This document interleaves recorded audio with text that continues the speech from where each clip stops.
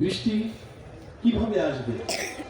আকাশের মেঘ এই পৃথিবীর মধ্যে কোনো বিজ্ঞানী, এই পৃথিবীর মধ্যে কোনো সাধারণ ব্যক্তির ক্ষমতা নেই যে পৃথিবীর আরেক প্রান্ত থেকে মেঘ ডেকে এনে বৃষ্টির ব্যবস্থা করতে পারে।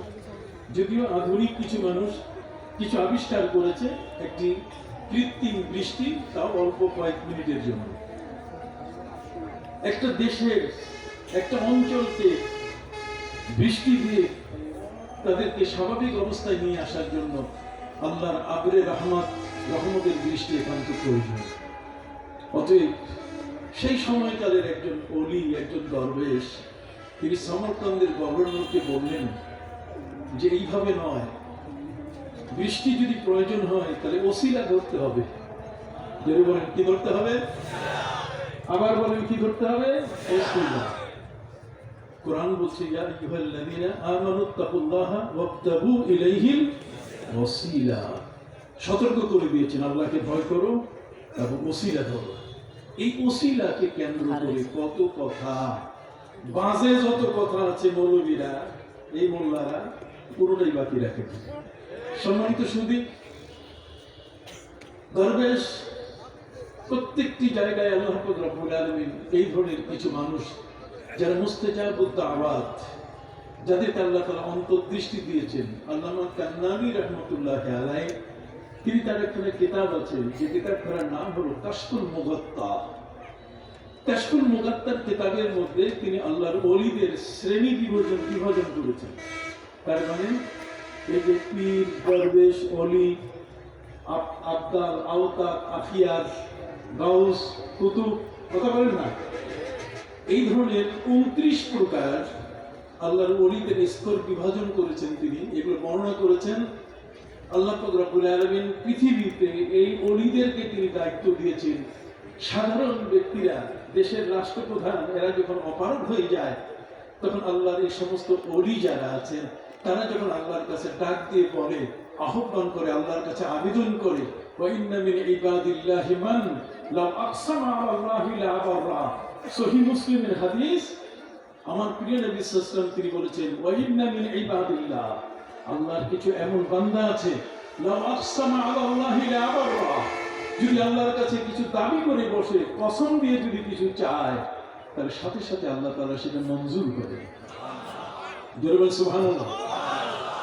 এই ধরনের ব্যক্তি যারা, তাদের ভিতরে আল্লাহ পাক রব্বুল আলামিন কিছু অপারগকারী ক্ষমতা দান করেছেন। অপারগকারী ক্ষমতা মানে আকাশ থেকে বৃষ্টি আনা, এটা সাধারণ ব্যাপার নয়। এই যে সারওয়ার্দী তরিকার একজন মহান ওলি, আমি তার মাজার জিয়ারত করেছি। তিনি এমন একজন ব্যক্তি, তিনি এই কষ্টের সম্মুখীন হলেন। তাকে বলা হলো যে আকাশের যে সূর্যটা, সেটা ফিরিস্তারা রশি ধরে টেনে নিয়ে যাচ্ছে, এটা আপনি দেখেন কেমনে? উনি বলছেন, তোমরা দেখবা, তোমরা দেখতে চাইলে দেখো। আল্লাহর ওলিরা এরা হলেন মুত্তাকি, এদের মধ্যে তাকওয়া আছে। এরা কোনোদিন মিথ্যাকে লালন করে না।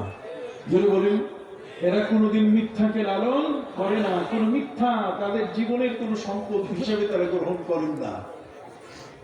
মিথ্যার উপরে পৃথিবী চলছে বর্তমান। টাটকা ওলি অনেকেই আছে, কথা বুঝতে পারছেন? সম্মানিত সুধী, মহান ওলিরা, আল্লাহর সেই ওলিদের সম্মান, তাদের ইজ্জত আল্লাহর কাছে এত বড়। সহিহ মুসলিমের হাদিসের মধ্যে বলা হয়েছে, কোন ওলি যদি আল্লাহর কাছে বলি দেন, তাহলে সেই বলাটা আল্লাহ তারা কখনো বাতিল করেন না, সাথে সাথে সেই বলাটাকে কি করেন? কবুল করেন। সম্মানিত সুধী, আমরা যদি লক্ষ্য করি তাহলে আমরা দেখতে পাবো সেই সমরকান্দ এরিয়ার মধ্যে একজন দরবেশ। এই দরবেশ সাধারণ মানুষ। এই দরবেশ তিনি দেশের গভর্নরকে বললেন যে আপনাকে একটা কাজ করতে হবে, একটা ওসিলা ধরতে হবে। ওসিলা ছাড়া হবে না। আরেকজনের মাধ্যমে আরেকজনকে কানে ফু দিতে হবে, তাকে বলতে হবে, তিনি আপনার কথাটা বলবেন। যারা অগ্রসরমান, যারা আগে আছেন, যাদের মর্যাদা উপরে, তাদের সাথে যোগসূত্র তৈরি করতে হবে। গভর্নর সাহেব বললেন, আমি তো বুঝতেছি না, সমরকান্দ এলাকার মধ্যে বৃষ্টি দরকার, আর সেই বৃষ্টি পাওয়ার জন্য ওসিলা ধরতে আপনি বললেন যে ওসিলা মানে কি, রশি ধরবো না অন্য কিছু? হয় না, ওসিলা মানে এখানে রশি ধরা নয়। ওসিলা হচ্ছে পাশেই খারতান নামে একটা এলাকা আছে, যে খারতান এলাকায় হযরত ইমাম বুখারী রাহমাতুল্লাহি আলাইহি সেখানে শুয়ে আছেন, তার মাজার। আপনি বন্ধ ঘোষণা করেন, আপনার এই সমর্থন শহর এটা বন্ধ ঘোষণা করে আপনি আপনার কর্মচারী কর্মকর্তা ইমানদার ব্যক্তিদেরকে নিয়ে তার মাজারে যান, তার মাজারে গিয়ে ওখানে দোয়া করেন। দেখবেন তার পাশে দোয়া করলে আল্লাহ তাআলা তার দিকে তাকিয়ে এলাকার অঞ্চলের উপর তিনি আকাশের বৃষ্টির ব্যবস্থা করবেন। একজন আল্লাহর ওলির এই ধরনের একটি কথা, এটা বিশ্বাস করার জন্য ঈমানের দরকার আছে কিনা? জোরে বলেন, ঈমানের দরকার আছে কিনা? হযরত আমর ইবনে আস রাদিয়াল্লাহু তাআলা আনহু নবী করিম সাল্লাল্লাহু আলাইহি ওয়াসাল্লামের একজন বিশিষ্ট সাহাবী। তিনি যখন দেখলেন যে সিরিয়ার দামেস্কে খ্রিস্টানদের দ্বারা মুসলমানরা অত্যাচারিত হচ্ছে, আক্রমণের শিকার, এলোপাতারি ভাবে খ্রিস্টানরা মুসলমানদের মারতেছে, হযরত আমর ইবনে আস রাদিয়াল্লাহু তাআলা আনহু তিনি 300 জন ঘোড়সওয়ার নবীর সাহাবীদের তৈরি করলেন যে চলেন আমরা যাইয়া দামেস্কে গিয়ে মুসলমানদের সাহায্য করি। মুসলমানদের সাহায্য করার জন্য হযরত আমর ইবনে আস রাদিয়াল্লাহু তাআলা আনহু 300 জন ঘোড়সওয়ার, ঘোড়ার পিঠে যুদ্ধ করতে পারে এমন যোদ্ধাদেরকে সাথে নিয়ে রওনা করলেন। মদিনা মুনাওয়ারা থেকে রওনা করে করে যখন তিনি শাম দেশ সিরিয়া এসে পৌঁছলেন, সিরিয়ায় যেখানে তিনি পৌঁছছেন, সিরিয়ার যে শহর দামেস্ক, সেই দামেস্কের মধ্যে প্রবেশ করা সহজ ছিল না। মাঝখানে বিশাল একটা নদী ছিল, যে নদীটির নাম হচ্ছে টাইগ্রিস নদী, যাকে আরবিতে বলে, উর্দুতে বলে, ফার্সি ভাষায় বলে দাজলা। কি নাম? দাজলা নদী। দাজলা নদীর প্রান্তে এসে তারা পৌঁছে গেলেন। মাঝখানে মুসলমানরা আসতেছে এই সংবাদ পাওয়ার সাথে সাথে খ্রিস্টান যারা দায়িত্বশীল ছিল তারা ঘোষণা করে দিয়ে গেল যে এই নদীর মধ্যে, এই টাইগ্রিস নদীতে কোনো নৌকা চলবে না, পারাপারের যত সেতু আছে, কালভার্ট আছে, সবকিছু ধ্বংস করে দিতে হবে, কোনোভাবেই যেন মুসলমান ওপার থেকে এপারে আসতে না পারে।